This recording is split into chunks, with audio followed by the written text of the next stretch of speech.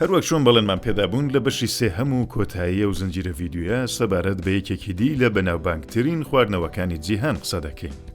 بەڕاتان نەو خواردنەوە چییە؟ دیارە هەمومان دەزانین کە ئاو لە هەموو خواردنەوەیەکی دنیا بەناوبانگترە و دوایوی دەبێتە چا کە لە بەشەکانی پێشودا باسمان کرد. دوای چاش دەبێتە قاوە. قاوە سێهەمین خواردنەوەی بەناوبانگی دنیاە. بەڕای ئێوە چوارمینی چییە؟ چوارمینی دەبێتە ئابجۆ. سڵاو هاوڕێن، ئەمە سمکۆ جاهانگیریم و دەنگی بلا ستۆدیۆی بڵینگۆڕە دەبیستن. ئەو بەشە باسی ئابجۆ دەکەین. بەر لەوەی دەست پێ بکەین تکایە کاناڵەکەمان سابسکرایب بکە و زەنگوڵەکەش هەڵکە با لە بابەت و پۆستەکانی دواترمان ئاگادار بی. ئەو چیرۆکەی مەدەگەڕێتەوە بۆ ڕابردووێکی زۆر دوور و لە 13,000 ساڵ لەوە پێش دەست پێ دەکات. سەردەمانێک کە دانیشتوانی نێوان دوور و بەر بۆ یەکەم جار لە جیهاندا ئابجۆیان بەکارهێنا. 13,000 ساڵ لەوە پێش بیری لێوەکەن زۆر زۆرە. ئابجۆ لە بنەڕەتدا شێوەیەکی نانە، بەڵام نانێکی ڕوونکراو. جۆی لە نێو ئاودا دەخەوێن و لێی دەگەڕێن تا دەترشێ. لەو بینەدا هێوا شێوا شەکری ناوجۆیەکە لێ دێتە دەر و کارگەکانی ناو ئاوەکە دەست دەکەم بە خواردنی و شەکرە. کاتێک ئەو کارگانە شەکرەکان دەخۆن ئالکۆل ساز دەبێت. کاتێک ئالکۆلەکە ساز دەبێت ئابجۆی ئێمە ئامادەیە.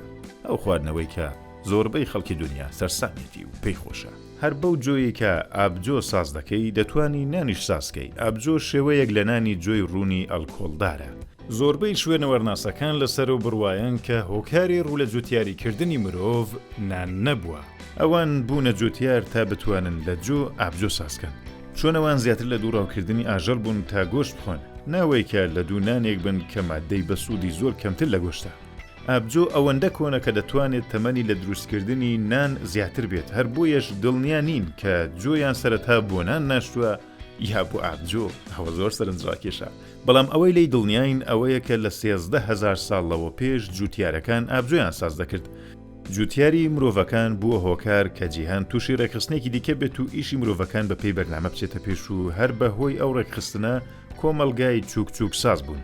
هەر شارستانیەتێکی کۆن کە بمان هەوێت سەبارەت پێی توێژینەوە بکەین هۆکاری سازبوون جوتیاری بووە.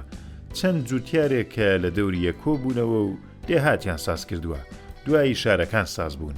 لە بینی خۆیان کەسێکیان وەک سەرۆک هەڵبژاردووە و شارستانیەت ساز بووە. تا پێشوەی کە جوتیاری بەو شێوە باو بێت هیچ شارستانیەتێک بوونی نەبووە.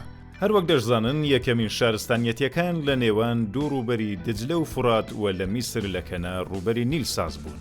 هەردووک شوێن ئاوی زۆر کەش و هەوای باش و گڵی بەپیتیان هەبووە. بناغەکانی یەک شارستانیەت ئەو شتانەی باسمان لێ کرد شوێنەوارناسەکان باسییان کردووە. بەڵام یەکەمین بەڵگەی نووسراوە کە سەبارەت بە ئابجۆ هەیە ئیسۆمریەکان بووە. 3,000 ساڵ پێش زاین، یعنی 5,000 ساڵ لەوە پێش کە هەم سەبارەت بە ئابجۆیان نووسیوە و هەم سەبارەت بە نانی جۆ و لەو نووسراوانەدا دیارە کە ئەو دوودانەیان پێکەوە خواردووە.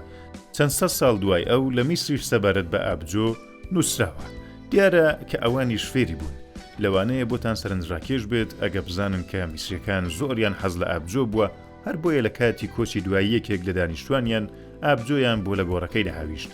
لە گۆڕەکانی میسردا لەگەڵ هەندێک شتێدی کە بۆ مردووەکانیان تێداهاویشت ئابجۆش لەگەڵ بوو. بەرهەمهێنان و خواردنەوەی ئابجۆ هەزاران ساڵ بەردەوام بوو. بەڵام کەس نەیدەزانی کە چۆن دەبێت کە ئەو جۆ ئەلکۆل ساز دەکات و لە کۆتاییدا ئابجۆ ساز دەبێت. تا دەگەینە سەدەی 20م کاتێکە لوئی پاستۆر لە چۆنیەتی سازبوونی ئابجۆ تێدەگات. لە سەردەمی کۆندا ئابجۆیان لە لای خوا ڕادەدی وایان بیر دەکردەوە کە خوایەکان ئەلکۆلی دەکەن. یەکەمین میوانیەکانی ئابجۆش میسریەکان بوو. میوانیەک کە ناوی تێخ بوو و ئەگە بمان هێوەری جێڕینەوە سەر کوردی دەبێتە سەرخۆشی. ڕۆژێک بوو کە هەموو ئابجۆیان دەخواردەوە. میسریەکان ئەوەندە هۆگری ئابجۆ بوون کە خواوەندی تایبەتیشان بۆ ساز کرد بوو. خواوەندی نینکاسی کە خواوەندی ئابجۆ بووە. بەرنووسی یاسای حەمورابیتان خۆدی تووە. یەکێک لە سەرەتاییترین یاساکانی و نووسراوە ئەوەیە کە فەرمانی کردووە ئابجۆ دەبێ هەرزان بکرێت. ئێستا پرسیارەوەیە کە ئەو خواردنەوەیان حتمەن بە جۆ ساز دەکرد لە ڕووبەری ڕۆژهەڵاتی ناوەڕاست. بەڵام چینیەکانی سەردەمی کۆن ئەو خواردنەوەیان بە برینج ساز دەکرد و پێیان دەگوت ئاوبرینج. بەڵام ئەو خواردنەوەیە بۆ لای ئوروپا ناڕوات چۆن ئەوان حەزیان لێی نەبوو. یونانیەکان و هەروەها ڕوومیەکانی سەردەمی کۆن ڕقیان لە ئابجۆ بوو دەیانگوت تەنیا دەبێت شەراب بخۆینەوە. یەکەمین ئوروپاییەکانی کە ئابجۆیان بەکارهێنا سێلتەکان بوون کە هەر ئیرلەندیەکانی ئەمڕۆم بەڵام لە سەردەمی کۆندا لە بەشی ئوروپا بوون. چەند سەد ساڵ دوای سێلتەکان ئەڵمانیای باکوور کە نیمچە کێوی بوون هۆگری ئابجۆ بوون و زۆریان حەزلەی بوو.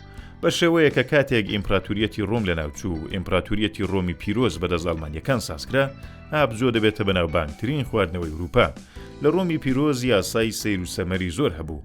بۆ نمونە یەکیان ئەوە بوو کە هیچ ئافرەتێک مافی سازکردنی ئابجۆی نەبوو. تەنیا پیاوەکان دەبوو ئابجۆیان سازکرد بە. کلیسا بڵاوی کردبەوە کە ئەگەر ئافرەت ئابجۆ سازکات دەبێتە سێحرباز. هەر بۆیە هیچ ئافرەتێک بوێری ئەوەی نەبوو کە ئەو کارە بکات چۆن سێحرباز بوون لەلایەک و بە زیندوی سووتاندنیش لەلایەک. دەگەینە سەدەی 15 کاتێک کە شاری هەمبورگی ئەڵمان بۆتە ناوەندی ئابجۆی جیهان، یعنی لە هەموو شوێنێک لەوێ زیاتر بەرهەم دێت و بۆ هەموو دنیاشی دەنێرێ. سەرژمارێک کە هەیە دەڵێ لەو ساڵانەدا دانیشتوانی هەمبورگ ساڵانە 3 ملیۆن لیتر ئابجۆیان بەرهەم دێنا. ڕۆژهەڵاتی ناوەڕاست ئوروپا بۆ ئەو خواردنەوە جۆیان بەکاردێنا و چینیەکانیش برینجیان بەکاردێنا، بەڵام شارستانیەتێکی کۆنی دی لەو سەری جیهان بوونی. شارستانیەتی ئینکا لە باشووری ئەمریکا. پرسیارەوەیە کە ئەوانیش دەیانزانی ئابجۆ سازکەن، ئەوانی شێوەی تایبەت بە خۆیان لە ئابجۆدا هەبوو. بە گوڵەدان دەزانن کە گوڵەدان ژیای ڕەسەنی ئەمریکایە و لەوێرا بۆ هەموو جیهان بەڕێکراوە. بە ئاوی گوڵەدانی ئەلکۆڵدار دەڵێن چیچا. سەرنجڕاکێشە گەر بزانن لە شارستانیەتی ئینکاکان پارە نەبووە و لە جیاتی لە ئابجۆ یا ئاو گوڵەدان لە جێگەی پارەکەڵکیان وەردەگرت. بۆ نمونە کاتێک دەیان هەویست گەنم بکڕن کەمێکیان ئابجۆ لە جیاتی دەدا و گەنمەکەیان وەردەگرت، یا کاتێک ئیشیان دەکرد لە جیاتی پارە ئابجۆیان وەردەگرت. یەکێک لە پێشکەوتوترین شارستانیەتەکانی باکوور و باشووری ئەمریکا ئینکاکان بوون. مێژووناسەکان دەڵێن چۆن دانیشتوانی ئەوروبەرە ئاوی گوڵەدانیان هەزلێ بووە، هەر بۆیەش دەچوون بۆ ئیش و ئیشیان دەکرد کە ئابجۆ وەربگرن.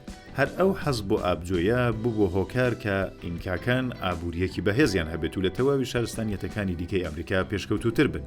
لە شەڕی ئەمریکا و بریتانیا کە ئەمریکاییەکان شۆڕشیان کرد بوو، ئەو سەربازانەی کە شەڕیان دەکرد ڕۆژانە 1 لیتر ئابجۆیان وەردەگرت. هەر بۆیەش زۆربەی خەڵک بۆەوەی ئابجۆ وەرگرن دەچوونە شەڕ. دەگەینە ساڵی 1920 کە ئەمریکا وڵاتێکی 144 ساڵەیە. کاتێک چاو لێ دەکەین دەبینین کە زۆربەی دانیشتوانی ئەلکۆلی بوون. هەر بۆیەش دەوڵەتی ئەمریکا فەرمان دەکات کە هەر لەو هەفتەیە ڕاخواردنەوە و کڕین و فرۆشتنی هەر شێوە لە ئەلکۆل قەدەغەیە. ئیدی وای لە هاتبوو کە ئەلکۆل دەست نەدەکەوت. ئەگەر بتەویست بە بکڕی دەبوو لە گەنگستەرەکانت کڕیباوە بەهاشی زۆر بوو. هەروەها گەر پێیانەوە گردبای یەکسەر دەیان بردی بۆ بەندیخانە 13 ساڵ ئەو یاسایە بەردەوام دەبێت. تا کاتێک کە دەوڵەتی ئەمریکا سەرنج دەدا کە قەدەغەکردنی ئەلکۆل نەتەنیا مرۆڤی ئەلکۆلی کەم نەکردوێتەوە، بەڵکو تاوانبارەکان و ئەلکۆلیەکانی زیاتر کردووە، یعنی بەکارهێنانی زیاتر ببوو. هەر بۆیەش لە ساڵی 1933 دیسان ئەلکۆل ئازاد دەکاتەوە. ئەلکۆل ئازاد دەبێت، بەڵام یاسای قورسیشی بۆ دادەنێن. بۆ نمونە هەر دوکانێک کە بەژێر 21 ساڵ ئەلکۆل بفرۆشێت دەرگای ئەو دوکانەدا دەخرێت. هەڵبەت سەبارەت بە سیگاریش هەروایە. لە ئێستادا ئابجۆ خواردنەوەیەکی بەناوبانگی جیهانە. ساڵانە 190 ملیارد لیتر ئابجۆ لە جیهاندا دەخورێتەوە و دوای ئاو چاو قاوە چوارمین خواردنەوەی جیهانە. ئێستا بە سەبارەت لە کاریگەری ئابجۆ لەسەر جەستەی مرۆڤ قسە بکەین. ئابجۆ لەگەڵ جەستەی ئێمە چ دەکات؟ ئایا بۆ جەستەی ئێمە باشە یا خراپ؟ دکتۆرەکان دەڵێن خواردنەوەی کەمی ئابجۆ بۆ نەخۆشی دڵبەسوودە، شەکرەی خوێن دادەبەزێنێت و هەندێک ڤیتامینی وەکو A، B12، D و K لە ئابجۆدا بوونیان هەیە. بەڵام دکتۆرەکان دەڵێن ئەگەر کەسێک لەبەر ڤیتامین ئابجۆ بخواتەوە ئەوە بە هەڵەتێکی زۆر. چۆن بڕی ڤیتامینی ناو ئابجۆ ئەوەندە نییە کە بەسوود بێت. ئەگەریش بتەوێت ئابجۆی زیاتر بخۆیەوە تا ڤیتامینی زیاترت پێ بگات، لەلایەکی دی زەرەر لێ دەدات. سەرەتایترین کێشەیە کە ئابجۆ دەتوانێت بۆت ساز بکات ئەوەیە کە پێی ئالوودە دەبی. ئەگەر کەسێک هەموو ڕۆژی بیخواتەوە 100% ئالوودەی دەبێت. خواردنەوەی لە ڕادەبەدەری ئابجۆ یا هەر خواردنەوەیەکی ئەلکۆلی دیکە لەسەر جگەر کاریگەری دادەنێت. جگەری چاور دەکات یا تەنانەت دەتوانێت ببێتە هۆی مردن. دەبێ بزانن کە ئەلکۆلی ئابجۆیەکە ئەو کارە دەکات و شەرابیش دەتوانێت ئەو کارە بکات. بەڵام باشی ئابجۆ ئەوەیە کە دەرسەدی ئەلکۆڵەکەی لە خوارەیە و باشتر لەوەیە کە کەسێک مەشروبی قورس بخواتەوە، چون ئەوان جەرگت زووتر خرا دەکەن. یەکێکە لە خراپترین شتانێکە لە ئابجۆدا هەیە ئەوەیە کە دەبێتە هۆی قەڵەو بوون. دەپرسم بوو چۆن پڕیەتی لە کەربۆهیدرات، هەر ئەو مادەیەی کە لە نان و برنجیشدا هەیە. کەربۆهیدرات قەڵەوت دەکات، هەر بۆیەش ئەو کەسانێک کە ئابجۆ دەخۆن ئەغڵب دەیان بینین کە زگیان زلە یا زگ گەورن. ئەوە تەواوی چیرۆکی قازانج و زەرەرەکانی ئابجۆ بوو.